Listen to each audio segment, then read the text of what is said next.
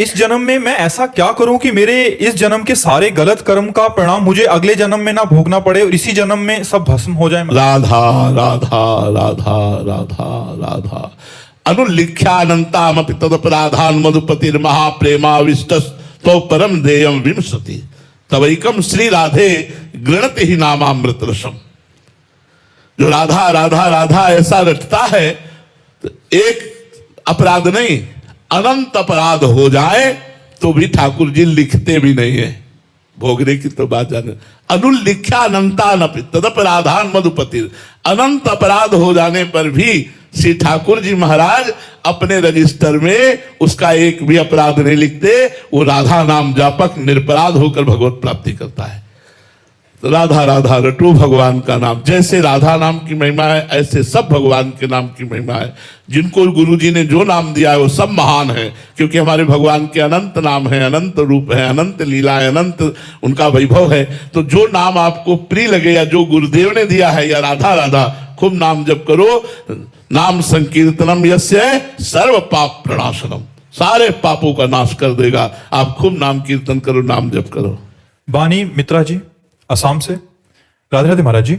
महाराज जी, भजन मार्ग में माया द्वारा उत्पन्न रुकावटों को कैसे पहचाने और उनसे कैसे बचें?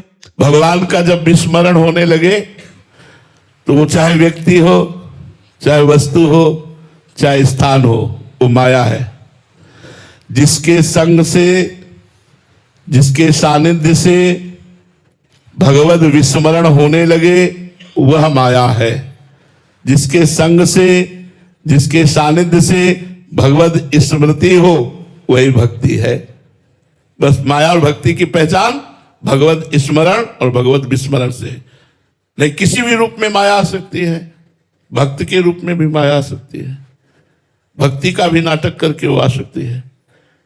जिसके संग से, जिसके सानिध्य से भगवान को हम भूल जाएं वही माया, और जिसके संग और सानिध्य से भगवान की याद आ जाए वही भक्ति। तो जब हमारे को लगे कि इस वस्तु, व्यक्ति, स्थान के संग से हमारी भक्ति बाधित हो रही है, हमारा भजन छूट रहा है, तो हमें उसका संग धीरे धीरे त्याग कर देना चाहिए। जाके प्रिय न राम वैदेही तजिए ताहि कोटि वैरीसम यद्यप परम स्नेही।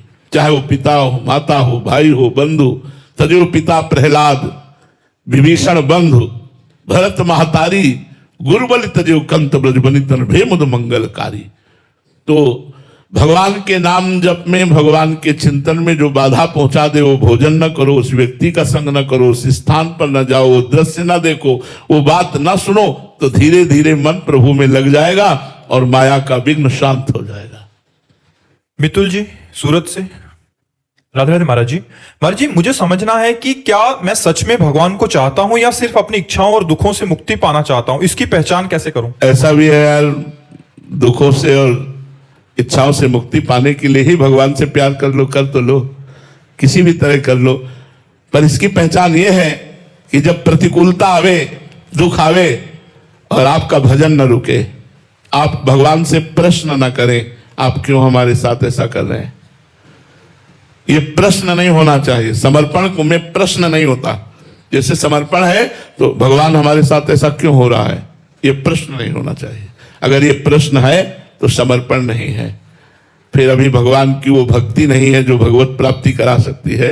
भगवान की भक्ति का स्वरूप यही है कि विपत्ति में, प्रतिकूलता में, अपमान में, निंदा में, तिरस्कार में यदि हम भगवान से कोई प्रश्न नहीं करते, शिकायत नहीं करते, तो हम भगवान के सहज प्रेमी हैं। सहज में हम भगवान से प्यार करते हैं।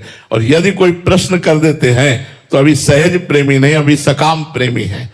अपनी दुख निवृत्ति के लिए, धन प्राप्ति के लिए, अपनी मनोकामना पूर्ति के लिए यदि भगवान से है तो अभी हम निष्काम भक्त नहीं, अभी प्रेमी भक्त नहीं है। अगर कोई कामना नहीं, कोई इस बात के लिए प्रार्थना नहीं कि हमारी समस्याओं का समाधान हो, तो आप वास्तविक भगवत प्रेमी हो। अंशल जी उत्तराखंड